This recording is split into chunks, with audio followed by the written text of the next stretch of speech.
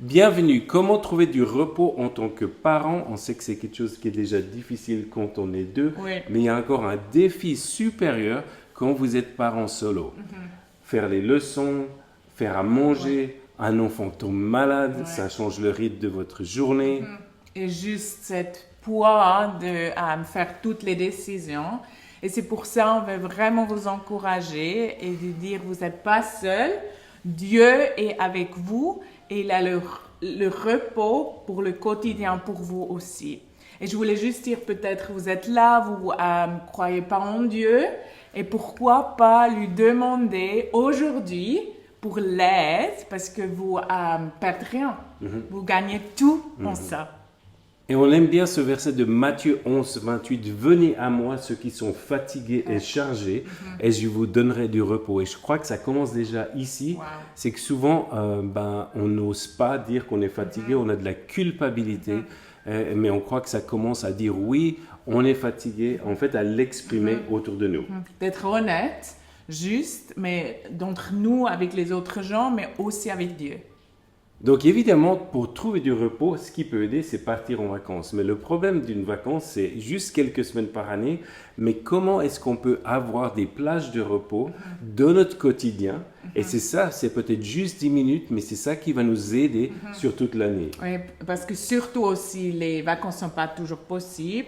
Et si on attend toujours les vacances aussi, on n'est pas encouragé dans notre quotidien.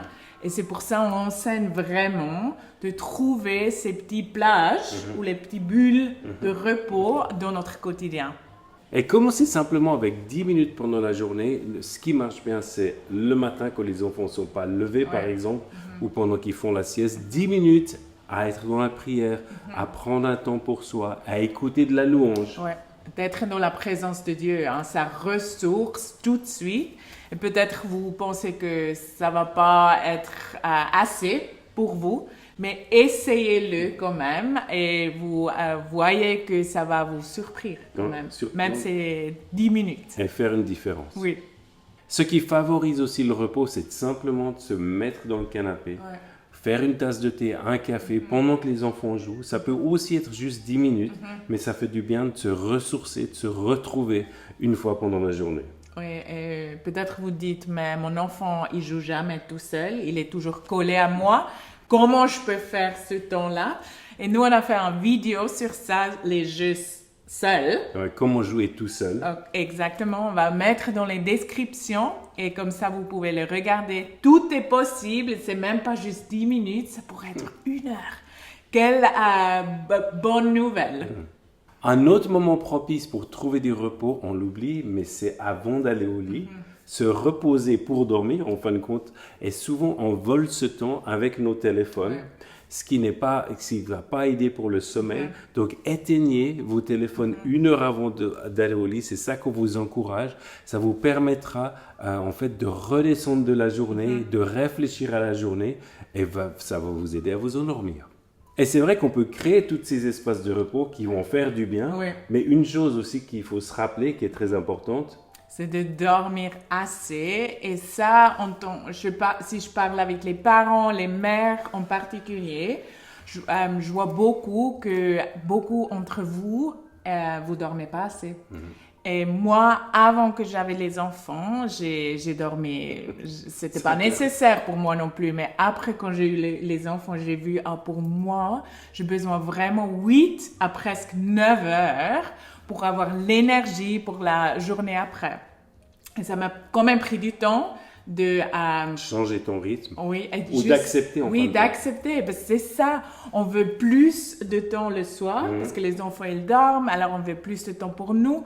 Mais de savoir de prendre les décisions courageuses comme ça, c'est pour nous-mêmes, mais c'est aussi pour toute la famille, et c'est contre l'épuisement, vraiment. Travaille contre cet épuisement. Et c'est vrai qu'en fait, la qualité de ton sommeil va être aussi la qualité de comment tu te sens pour la journée d'après, comme tu dis. Et puis ça, moi, je le vois aussi moi-même. J'ai beaucoup plus de patience, j'ai beaucoup plus d'énergie pour les enfants.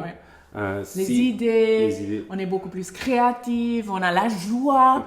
Et ça, si on n'a pas assez dormi, ça manque.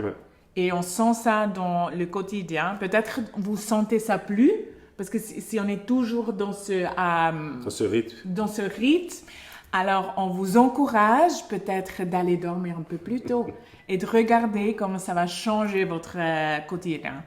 Un des plus grands pièges ou mensonges que l'on voit dans les familles monoparentales, ils nous disent souvent on a honte de demander de l'aide, on veut tout gérer tout seul pour pas déranger. Et c'est pour ça que nous croyons que c'est important pour ne pas se rétracter sur nous-mêmes, en fait d'avoir un groupe de soutien autour de nous.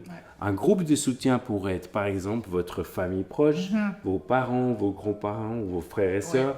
Les amis proches pour garder vos enfants une fois par semaine. L'église, vraiment votre groupe de maison, demandez l'aide là-dedans aussi. Ou peut-être faire un cours de parentalité pour les familles monoparentales.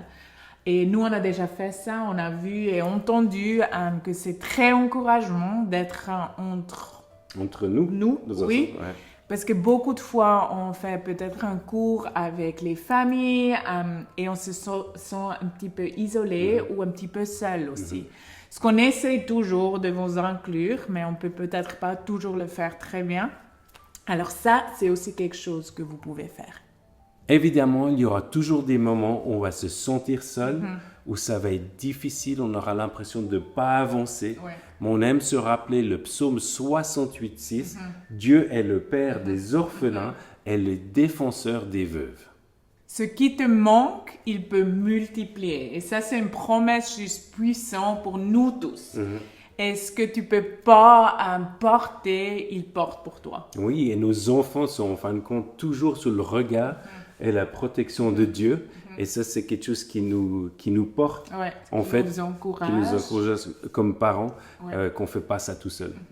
Et de savoir qu'on n'est pas seul, ça nous donne l'espérance. Et l'espérance, c'est tellement important parce que les journées ne vont pas forcément aller toujours dans le sens qu'on veut. Oui, peut-être les circonstances, ils ne vont pas changer tout de suite.